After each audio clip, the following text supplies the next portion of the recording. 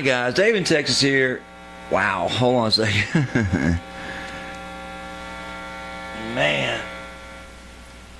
And what you're hearing is the sound of failure. Okay. Basically, what I've done, what you're looking at is the SGD. What you're looking at. Let's start all over on this thing. Hi guys, Dave in Texas here, and basically what you're looking at is total failure. Okay, so what I've done with this guitar is just dreadful. All right. First thing I did, I repotted the pickups on it, and I must have gotten those too hot somehow, even though I was using a metal thermometer trying to keep them under temperature, right? Anything over 147, okay? And somehow I attached those all up, and as I was moving them in and about around the guitar, things on them failed, okay? So the final screw down and latch up, right, putting the strings on, nothing came out of them, right? Even shaking them and sticking a screwdriver in there trying to spin things loose to figure out what the hell is going on. Nothing came out, okay? So I took them back out again. Those are the silver ones, not these gold ones. This used to be all silver or chrome, right? So anyway, I take those out, and I realize they're not going, you just can't use these anymore. Those are shot, okay? That's the end of that. So I went to my my work file or cabinet, and I pulled out a really hot one, right? A 17 one from a boutique shop, and I think this one's like a 12 something. So I pulled out a couple of hot pickups from a boutique producer of these pickups, and I put them on this guitar. And of course, what I had done, I switched everything out. I put Gibson 500Ks in here that I'd measured and matched up very well. New three-way, new jack. Has a new Wilkerson bridge, a new tail I had to get, and just basically knew everything, plus some Ping tuners I put on it, okay? And I had it all hooked up, laying outside the guitar, right? So I'm slowly and carefully putting it back inside the guitar, trying to avoid any entanglements, the way I wire these things up. And it's nothing but entanglements and hard pulls to get these things in. And sure enough, as usual, I didn't use enough wire or slack to get this thing done. I should have used double the length of this thing just to make sure these cords, the wires that connect all this stuff up, hangs loosely inside this guitar. All right? Now, normally you'll see these strung up like this, okay? You'll see these in a line, right? See this line of parts, okay? You've got one wire running to the jack. You've got that runs directly to a volume, right, and the ground on it. Then you have the connection to the three-way and to the ground on the three-way. And same thing on the next pickup. On the next volume, you'll see that stagger, forward instead of this tone one. You'll see another volume. Then beyond that, you'll see the volume. Good God, start over.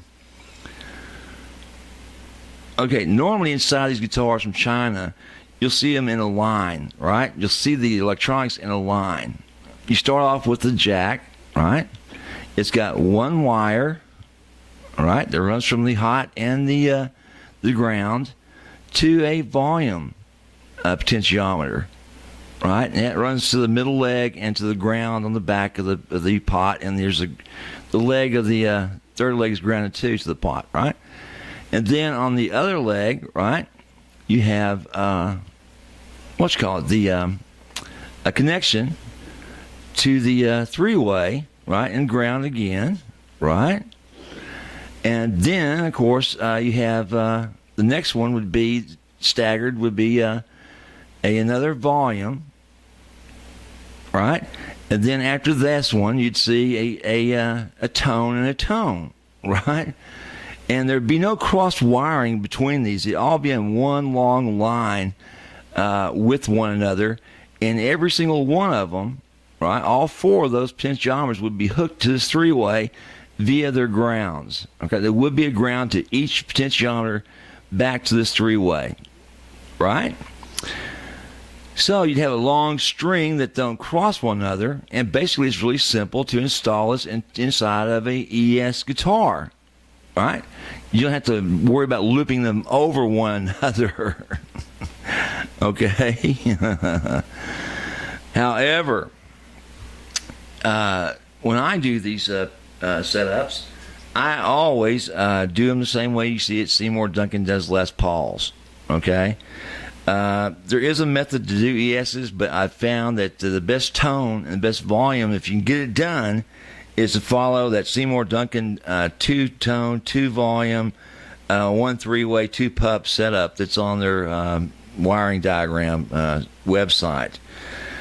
But when you're working with an ES, you have to worry about actually how they're placed inside the guitar, because they all go through this little sound hole, right? See that? It's actually underneath this. Pick the widest part, this right here, this part here. And they all go through there, and they all have a chance to break loose. Okay? So as I'm putting these parts in there, nothing's breaking loose. And I've got wires that string from the hole. I'm sorry, guys. That strings from the hole back to the part, and I pull it out that way, right? Very simple to do, not that hard. And each time I put one in, I tested it, right, against the pup to make sure I didn't pull anything loose. You got it? So on final assembly, when I got the bridge in, I got the tail in, I didn't have those. Here I am trying to, get the guitar running. And this is what I get.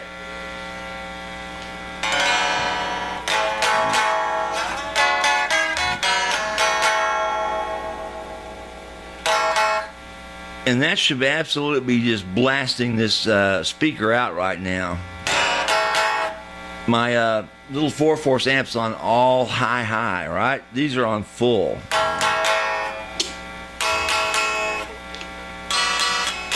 Nothing, right? Nothing coming out of the bridge.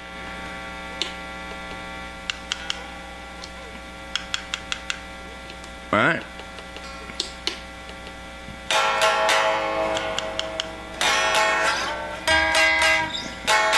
All coming out of the, it's all coming out of the bridge, not the neck.